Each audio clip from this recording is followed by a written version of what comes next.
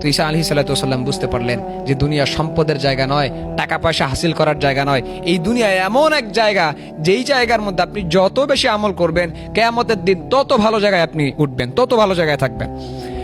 আমি যে আপনাকে বলেছিলাম যে সন্তান আপনার জন্য সম্পদ।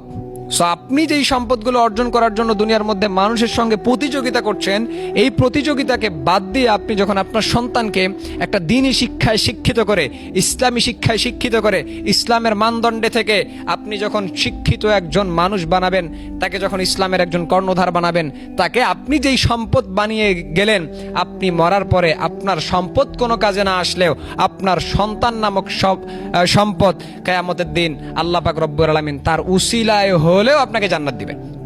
এবং আপনি মরার পরে আপনার সম্পদ কোনো কাজে আসবে না, কিন্তু আপনার সন্তান নামক সম্পদ আপনার জন্য দোয়া করবে। সো সেই দিক বিবেচনা করে আপনি যদি আপনার সন্তানকে দ্বীনি ইসলামী শিক্ষায় শিক্ষিত করে সম্পদ বানিয়ে যেতে পারেন, তা আপনি মনে রাখেন আপনি সবচেয়ে সফল কাম। এটা আল্লাহ পাক রব্বুল আলামিন বলছেন।